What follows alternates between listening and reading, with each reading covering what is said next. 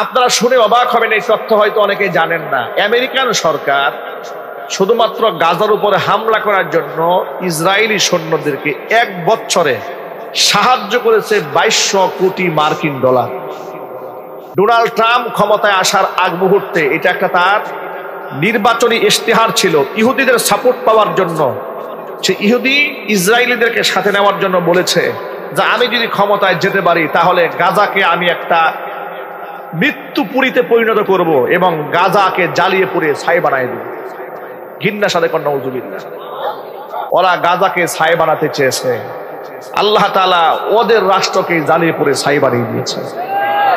ক্যালিফোর্নিয়ার দিকে একটু তাকান, লস অ্যাঞ্জেলেসের দিকে তাকান, অবস্থাটা হয়েছে কি আপনারা শুনে অবাক হবেন। এই তথ্য হয়তো অনেকে জানেন না। আমেরিকান সরকার শুধুমাত্র গাজার উপরে হামলা করার জন্য ইসরায়েলি সৈন্যদেরকে 1 বছরে সাহায্য করেছে 2200 কোটি মার্কিন ডলার। 2200 কোটি মার্কিন ডলার তারা সহযোগিতা করেছে। ক্যালিফোর্নিয়া থেকে আমেরিকার সরকার সাহায্য করেছে শুধুমাত্র ফিলিস্তিনের মুসলমানদেরকে হত্যা করার জন্য। চিৎকার দেখো নাউজুবিল্লাহ, আরো জোরে বলে নাউজুবিল্লাহ। আর একদিনে আল্লাহ তাআলা যে দাবানল জ্বালিয়ে দিয়েছে না, একদিনে ক্ষতি হয়েছে 5000 কোটি মার্কিন ডলার।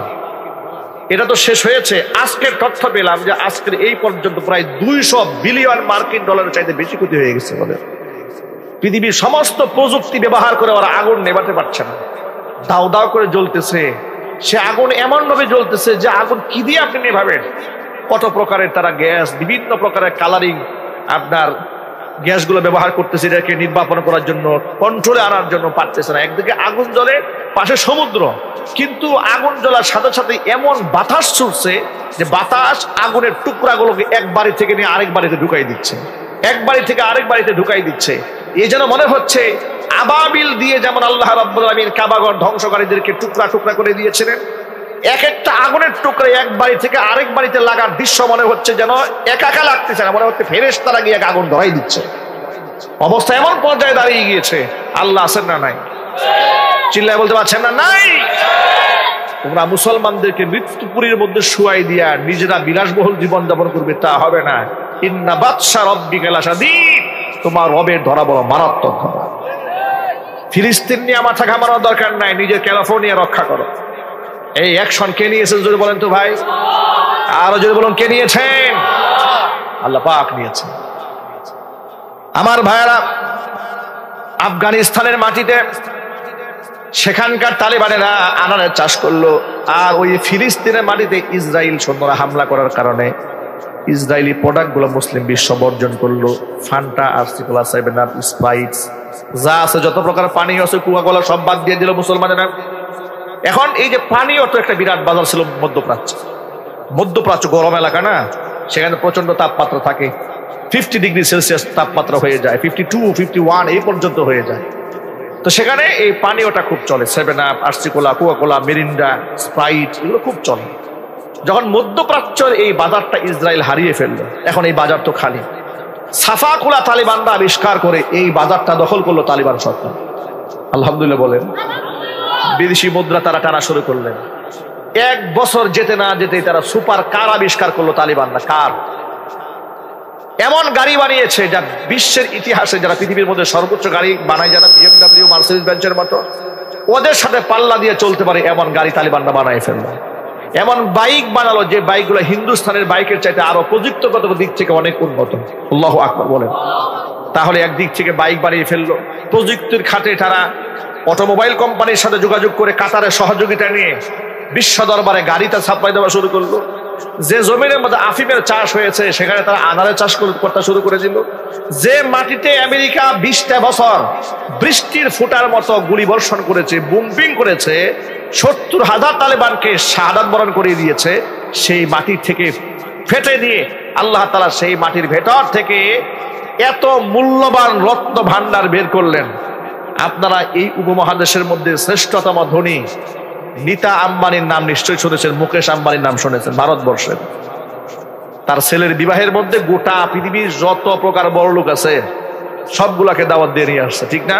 পত্রপত্রিকা খুব গরম ছিল, মিডিয়া পাড়া কয়েকদিন গরম ছিল এগুলো নিয়ে। তো যাই হোক, নীতা আম্বানি তার গলার মধ্যে যে চেইন ব্যবহার করেছিলেন, একটা নেকলেস ব্যবহার করেছিলেন, পান্নার নেকলেস, ডায়মন্ডের না। ডায়মন্ড একটা পাথর, পান্না আরেকটা পাথর, এটা গ্রিন কালারের হয়। আমি পত্রিকাতে নিজে পড়েছি যে সেটা সম্ভবত একটা রাষ্ট্রের বাজেটের চাইতেও বেশি দাম, একটা নেকলেসের মূল্য। এই যে নেকলেস, এত দামি পদার্থ যেটা পান্না, হীরা চুরি পান্না বলে না, হীরা চুরি পান্না, এই পান্নার খনি আল্লাহ আফগানের মাটির মধ্যে তৈরি করে দিল। আরো জোরে কোন সুবহানাল্লাহ। আল্লাহ আছেন না নাই? সাহায্য আছে না নাই? আল্লাহ পাক তাদের এমন ভাবে সাহায্য করতে শুরু করলেন, ওদের দেশের মুদ্রার তুলনায় ইউএস ডলারের মান চলে গিয়েছিল 133 টাকা রুপি, 133 রুপি চলে গিয়েছিল। তালেবান সরকার 2 বছরের মধ্যে সেই ইউএস ডলার তাদের তুলনামূলক ডিফারেন্সে এখন নিয়ে আসছে 50 টাকারও নিচে। আলহামদুলিল্লাহ বলেন, 50 রুপির নিচে নিয়ে আসছে। কিছুদিনের মাথায় ইনশাআল্লাহ শুনতে পাবেন যে আফগানের মুদ্রা ইউএস ডলারকে চালাই গেছে। ভরসা করেছে কার উপরে? আমি এই গল্প আপনাদের সামনে উপস্থাপন করার মাধ্যমে শুধু এই কথা বোঝাতে চেয়েছি, প্রিয় ভাইরা, কোন রাষ্ট্রের ইসলামের বিধিবিধান থাকে, সে রাষ্ট্রের মধ্যে আল্লাহর রহমতের বৃষ্টি বর্ষণ হয়। আর আমরা যারা এখানে বসে আছি, আমরা আল্লাহর হুকুমের সামনে আমরা কে যে আমরা প্রশ্ন তুলবো, আল্লাহ কেন নামাজ পড়বো, কেন রোজা রাখবো, কেন সুদ খাবো না, কেন সুদ খাবো না, কেন মিথ্যা কথা বলবো না, কোনো কেন নয়। আমরা গোলাম। আমরা কি জোরে বলেন তো ভাই? কার গোলাম? এই কথা বলতে কি আমাদের লজ্জা হয় নাকি ভাই? এটা আমাদের গৌরব। আমরা সম্মানের সাথে বলি, আল্লাহ যেন আমাদেরকে একেবারে সাচ্চা গোলাম বানায় দেয়। জোরে কথা নেই। আর গোলামের রবের হুকুমের সামনে কোনো প্রশ্ন তোলার অধিকার থাকে না। আল্লাহ নবী সাল্লাল্লাহু আলাইহি সাল্লাম বলেছেন, হাদিসটা মনে রাখবেন, এই পয়েন্টটা ভুলে যাবেন না। আল্লাহর হাবিব বলেছেন, সিনফানি মিন আহলিন নারি লাম আরহুমা, জাহান্নামী 2টা শ্রেণীর মানুষ আছে যাদেরকে আমি নবীজি আমার জামানায় দেখি না, ওরা কিয়ামতের আগে দুনিয়াতে আবির্ভাব ঘটবে এদের। এদের মধ্যে একটা শ্রেণী হবে পুরুষ, আর একটা শ্রেণী হচ্ছে নারী। যে পুরুষ শ্রেণীটা জাহান্নামে যাবে, এদের আলামত শোনো, রিজালুম বিআইদিহিম সিয়াতুন কাআযনাবিল বাকারি ইয়াদরিবুনা বিহান নাস। এমন কিছু পুরুষরা দুনিয়াতে আসবে যাদের হাতে গরুর লেজের মতো লাঠি থাকবে, অন্যায় ভাবে তারা মানুষদেরকে পিটাবে। সন্ত্রাসী গুন্ডা টাইপের মানুষেরা, এরা জাহান্নামে যাবে না, এরা তো জাহান্নামে যাবে, জান্নাতের খুশবু পর্যন্ত এরা নাকের মধ্যে পাবে না। নাউযুবিল্লাহ। দ্বিতীয় নাম্বার হচ্ছে নিসাউন কাসিয়াতুন আরিয়াতুন মুমিলাতুন মাইলাতুন। এমন কিছু মহিলাদের আবির্ভাব ঘটবে এই দুনিয়াতে, যে সমস্ত মহিলারা পোশাক পরেও উলঙ্গ থেকে যাবে। যদি বলেন নাউযুবিল্লাহ। আমাদের বক্তব্য লোক মহিলারা শুনতে পাচ্ছে না? হ্যাঁ, মহিলাদের প্যান্ডেল আছে। মা বোনদেরকে বিনয়ের সাথে বলছি, আমি আপনার সন্তান তুল্য হয়ে বলছি, কথাগুলো ইম্পর্টেন্ট, খুব মনে রাখবেন। আল্লাহর হাবিব বলেছেন, এমন কিছু মহিলা আসবে দুনিয়াতে, পোশাক পরেও তারা উলঙ্গ থেকে যাবে। মুহাদ্দিসরা হাদিসের ব্যাখ্যা করে বললেন, পোশাক পরে মানুষ তো উলঙ্গ থাকার কথা নয়, তাহলে উলঙ্গ কেমনে থাকে? এটার 2টা ব্যাখ্যা আছে। কয়টা? 1 নম্বর ব্যাখ্যা হচ্ছে, এমন পাতলা পোশাক পরেছে যে পাতলা পোশাক পরার পরে ভিতরের অঙ্গ প্রত্যঙ্গ বাহির থেকে দৃষ্টিগোচর হচ্ছে। এই পোশাক পরা যে কথা, না পরা একই কথা। এখন আপনারা বলেন এই পোশাক নাই এখন? আরো যদি বলেন একটা। দ্বিতীয় নম্বর ব্যাখ্যা হচ্ছে, পাতলা পোশাক পরা নাই, পরেছে ভারী পোশাকই। এত 8-60, এত টাইট, একে ভিতর থেকে অঙ্গ প্রত্যঙ্গ বের হয়ে আসতেছে। আছে না নাই? হারাম। এই পোশাক পরা কি? আরো জোরে। কিছু কিছু মহিলা এটা ডিজিটাল বোরকা পরে। আহারে বোরকা, মনে করে একেবারে বেহেশতের দারোয়ান। উনি বোরকা পরে আসছে, এমন বোরকা, এমন মডেলের বোরকা, এই বোরকা পরলে পুরুষরা আরো বেশি টাকায় থাকে। ঠিক কিনা বলেন? আবার বোরকা পরেছে শরীরের ভাজে ভাজে একেবারে সেট করে নিয়ে আসছে। হ্যাঁ, শরীরের ভাজে ভাজে সেট করা বোরকা, দেহ অঙ্গ প্রত্যঙ্গের ভাঁজ ফুটে উঠলে, হাঁটলে শরীর অঙ্গ প্রত্যঙ্গ বোঝা যায়। এই ধরনের আধুনিক বোরকা নাই। আবার সারা শরীর বোরকা পরে, মুখটা এত সুন্দর করে মেকআপ করে সাজাইছে পরপুরুষের জন্য। এরপরে স্বামী এমন বেহায়া নির্লজ্জ, বউয়ের ছবি সুন্দর করে চলছে, তুলে ফেসবুকে দিয়া বলে, দুস্তরা আপনাদের নতুন ভাবি, একটু খাস দিলে দোয়া করে দিবেন। আর বন্ধুরা যে কি দোয়া শুরু করে, আহার দোয়া। আচ্ছা, আমি ওই সমস্ত নির্লজ্জ বেহায়া স্বামীদেরকে ছোট্ট একটা প্রশ্ন করি, আপনারা একটু বিবেক দিয়ে জবাব দিবেন। আমি 1 সেকেন্ডের জন্য ধরে নিলাম আপনার বন্ধু মহলে, ফ্রেন্ড সার্কেল ভালো আছে, সবাই মোটামুটি শাহজালাল ইয়ামানী রহমাতুল্লাহ আলাইহি পৌঁছায়, যুক্তির জন্য ধরলাম আর কি। একেবারে খান জাহান আলী, শাহপরান রহমাতুল্লাহ আলাইহির মতো সব আল্লাহর ওলি বুজুর্গ। আচ্ছা, এর মধ্যে কি 2-1 শাহরিয়ার কবি টবি নাই? 2-1 হাসান হক ইনু নাই? 2-1 রাশেদ খান মেনন নাই? 2-1 শামসুদ্দিন চৌধুরী মানিক নাই? আচ্ছা, 2-1 টাকলা মুরাদ নাই? আর চরিত্র, কি চরিত্র! এই টাকলা মুরাদ দেশের একজন প্রখ্যাত আলেমকে লুচ্চা বলে গালি দিয়েছিল। মাত্র 1 মাসের ব্যবধানে আল্লাহ ওর 5 মিনিটের কল রেকর্ড ফাঁস করে দিল। ফাঁস কিন্তু মানুষে করে নাই, আল্লাহ করে দিয়েছেন। ঠিক না? ঠিক। 5 মিনিটের কল রেকর্ড ফাঁস হওয়ার পরে প্রমাণ হলো ওর চাইতে বড় লম্পট এই 56,000 বর্গমাইলে আর নাই। এর মতো বড় বদমাইশ আর কেউ আছে? সাবধান। তাহলে যে কথা বলতে চেয়েছিলাম, এইরকম টাকলা মুরাদের মতো চরিত্রবান লোক আর দেশে আছে না নাই? আপনি যে ফেসবুকে বউয়ের ছবি দিয়া দিলেন, ধরলাম সব শাহজালাল শাহপরানের মতো পুরুষের সামনে পড়েছে, আপনার বউকে এড়াই গেছে, কেউ দেখে নাই। যদি আপনি দেখার জন্য বলছিলেন, হয় ওরা না হয় নিজেকে সেভ করলো, দেখলো না, কিন্তু এই যেরকম টাকলা মুরাদের মতো জন্মের দেখা দেখছে, একটা জের জবর পেশ নাট বল্টু সহ দেখছে।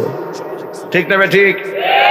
দেখে মনে মনে কত মন্তব্য করছে, চোখের জিনা করেছে, অন্তরে জিনা করেছে, আরো যে কত কিছু করছে তা তো হিসেবই নাই। ঠিক কিনা বলেন? কি কষ্ট হচ্ছে? আপনারা শিক্ষিত মানুষ, জ্ঞানী মানুষ, কক্সবাজারে একটা পাগল মহিলা পাওয়া গেল, মহিলার গর্ভে বাচ্চা। বুঝেন, রাস্তাঘাটে একটা পাগলি রাস্তাঘাটে ফুটপাতে পড়ে থাকে, যার নিজের উপরে কোনো নিয়ন্ত্রণ নাই। মানুষ কত বড় অমানুষ হলে, পশু হলে, জানোয়ার হলে এমন একটা পাগলিকে ধর্ষণ করে তার গর্ভে বাচ্চা ঢুকিয়ে নিয়েছে। সে বাচ্চার বাবা খুঁজে পাওয়া যাচ্ছে না, পাগলের মতো ঘুরে বেড়াচ্ছে মেয়েটি। যে দেশের মানুষ এমন হিংস্র হয় না, জানোয়ার, পাগলিকেও সুযোগ পেলে ছাড়ে না, সেই দেশের মধ্যে আপনি আপনার বউকে সাজায় গুজায় ছাড়লেন পাবলিক প্লেসে, একটু আন্দাজ করলেন না, বাটে পাইলে ওরা কাজটা করবে কি? কথা বলেন, ঠিক কিনা বলেন? হারাম। বউর ছবি ফেসবুক আর জীবনে দিবেন? কারা কারা দিবেন? হাত দেখি তো। কেউ দিবেন না? এবার দিবেন না কারা কারা? হাত দেখি। কারা কারা জীবনেও দিবেন না? গুলি করলেও দিবেন না? বিয়ে করছো নাকি বেটা? কি খুশি দেখছেন! বয়স হলো 7 বছর, পাই ইনশাল্লাহ ও জীবনেও দেবে না, ওই সাচ্চা মুসলমান হবে ইনশাল্লাহ। জুলবাদের ইনশাল্লাহ। নির্লজ্জ বেহায়েরা শিক্ষা গ্রহণ করে বাচ্চার কাছ থেকে। আল্লাহ হেদায়েত দান করুক।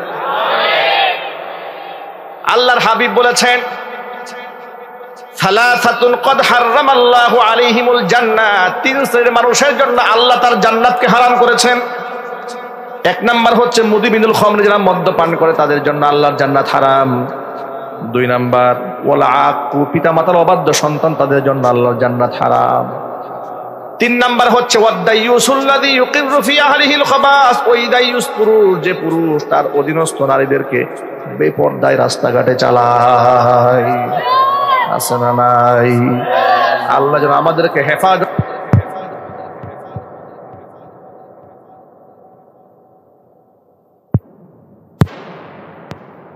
1 নাম্বার হচ্ছে নিসাউন, এমন মহিলা কাসিয়াতুন আরিয়াতুন, পোশাক পরে ওরা ল্যাংটাই থেকে যাবে।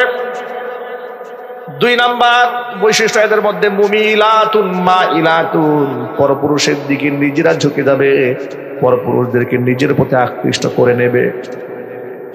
বর্তমান এটার ব্যাখ্যা বোঝার একবার সহজ। টিকটক আইডি আছে না নাই? ফেসবুক আছে না নাই? শর্ট ভিডিও আছে না নাই? যে সমস্ত মেয়েরা একেবারে সেজে গুজে লাবণ্যময়ী করে পরপুরুষের দৃষ্টি আকর্ষণ করে, তাদের ব্যাপারে আল্লাহর নবী হাদিস খানা বলেছে মুমিলাতুন মাইলাতুন, এদের মাথার চুলটা কেমন হবে রাসূল তাও শিখিয়ে দিয়েছেন। হুজুর বলেন রুউসুহুন্না কাসনিমাতিল বুখতিল মাইলা, উটের কুচ যেমন উঁচা থাকে, এদের মাথার খোপার মধ্যে এই জায়গায় তালুর মধ্যে এরা খোপা বাঁধবে, চুলের খোপা উঁচা করে রাখবে। ওরা আছে না নাই, বেঁধে উঁচা করে কৃত্রিম ভাবে চুল ফুলায় রাখবে। হুজুর বলেছেন এই সমস্ত কোয়ালিটির মহিলা যারা লা ইয়াদখুলনাল জান্নাতা, জান্নাতে প্রবেশ করবে না। ওয়ালা ইয়াজিদনা রিহাহা, জান্নাতের খুশবু পর্যন্ত নাকের মধ্যে ওরা পাবে না। ওয়া ইন্না রিহাহা লাতুজাদু মিন মাসিরাতি কাযা ওয়া কাযা, অথচ জান্নাতের খুশবু এত এত দূরত্ব থেকে পাওয়া যাবে। অন্য একটা হাদিসের মধ্যে পাওয়া যায় ওয়া ইন্না রিহাহা লাতুজাদু মিন মাসিরাতি 40 আমা, 40 বছরের দূরত্ব থেকে জান্নাতবাসী জান্নাতের খুশবু নাকের মধ্যে পাবে। সুতরাং আল্লাহ তাআলা যেন আমার মায়েদেরকে হেফাজত করেন, জোরে কোন আমিন। আমরা যারা স্বামী আছি, আমরা যারা বাবা আছি, আমাদের দায়িত্ব কিন্তু আছে, দায়িত্ব নাই? আমার মায়েরা বোনরা তো অবশ্যই নিজের সতীত্বকে হেফাজত করবে ইনশাআল্লাহ বলেন, কিন্তু তাদেরকে দ্বীনের উপর পরিচালিত করার জন্য আমরা যারা গার্জিয়ান আছি আমাদের দায়বদ্ধতা আছে না ভাই? আছে। আল্লাহর কাছে কিন্তু আমাদের আসামি হয়ে যেতে হবে। সুতরাং এখানে যত ভাইরা আছি আমরা নিয়ত করি ইনশাআল্লাহ আমরা আমাদের স্ত্রী আমাদের মেয়েদেরকে পর্দায় রাখবো ইনশাআল্লাহ। হাত তুলেন, আল্লাহ যেন কবুল করেন, জোরে কোন আমিন। হাত নামান। আজকের পর থেকে কোনো প্রকার নেশা দ্রব্য আমরা গ্রহণ করব না ইনশাআল্লাহ বলেন। শুরু বিড়ি দেখাইলে কোনো অসুবিধা নেই না? এলাকায় বিড়ি আছে নাকি ভাই? কুমিল্লা মানে বিড়িও খায় কি? এটা খাওয়া মুস্তাহাব নাকি? যেভাবে আছে মনে খাওয়া মুস্তাহাব। বিড়ি খাওয়া জায়েজ হবে না, এটাও মাকরুহে তাহরিম। বিড়ি থেকে শুরু করে যত প্রকারের মাদক আছে সব মাদকের সাথে আমাদের সম্পর্ক ছিন্ন করতে হবে ইনশাআল্লাহ বলেন। যুবকেরা, আমরা তো কিয়ামতের দিন হুজুরের শাফাত নিয়ে, হুজুরের সুপারিশ নিয়ে আমরা জান্নাতে যেতে চাই ইনশাআল্লাহ। চাই না আমরা ভাই? তাহলে মাদক মুক্ত জীবন করতে হবে, 5 ওয়াক্ত নামাজ জামাতের সাথে মসজিদে গিয়ে আদায় করতে হবে, শরীয়ত মেনটেন করে চলতে হবে, আল্লাহ এবং নবীর সিদ্ধান্ত হাসি মুখে মানতে হবে, কোনো এক্সকিউজ চলবে না বলেন ইনশাআল্লাহ। রাজি আছেন তো ভাই? আজকের পর থেকে নামাজ হবে কয় ওয়াক্ত? এই ক্ষেত্রে কোনো প্রশ্ন তো তোলা যাবে ইনশাআল্লাহ বলেন। মুখের দাড়িটা আজকের পর থেকে যাবে ইনশাআল্লাহ। কার কার থাকবে হাত দেখি? ছোট বাচ্চারা বেশি উঠেছে নাকি? ভালো করে তোলেন, আল্লাহকে দেখান। দাড়ি রাখা ওয়াজিব। দাড়ি রাখা কি? সবাই বলেন দাড়ি রাখা হাত নামান। এটা এমন একটা আমল, এটা আপনাকে অসংখ্য গুনাহ থেকে সেভ করবে ইনশাআল্লাহ। আচ্ছা, আপনাদেরকে ছোট্ট প্রশ্ন, আপনারা বলেন তো জীবনে কোনোদিন দাড়িওয়ালা লোককে রাস্তা দাঁড়ায় পেশাব করে দেখছেন? জোরে বলেন। তাহলে বোঝা গেল এটা এমন একটা আমল, শুধু এই আমলটা থাকার কারণে অসংখ্য গুনাহ থেকে ব্যক্তি বেঁচে যায়। আলহামদুলিল্লাহ। দাড়ি থাকলে মানুষ তাকে শ্রদ্ধা করে, সম্মান বাড়ায়। দাড়ি মানুষকে ওয়াকার, ভারিত্ব বাড়ায়, ওয়েটনেস বাড়ায়, তার মর্যাদা বাড়িয়ে দেয়। রাসূলের সুন্নাহ শুধু আদায় হয় না, এর মাধ্যমে সুন্নত আদায়ের সাথে সাথে একদিক থেকে তো আপনি রাসূলের আশিক হলেন, হুজুরের সাথে শাফাত পাওয়ার একটা চিন্তা চেতনা মনের মধ্যে আসলো। রাসূলকে মুহাব্বত করি, হুজুরের শাফাত আমরা পেতে চাই ইনশাআল্লাহ। হুজুরে পাক সাল্লাল্লাহু আলাইহি ওয়াসাল্লামের এই আমলের কারণে আল্লাহ তাআলা অসংখ্য সগীরা গুনাহ থেকে আমাদেরকে বাঁচাই দেবেন ইনশাআল্লাহ। আল্লাহ তাআলা আমাদের সকলকে কবুল করেন।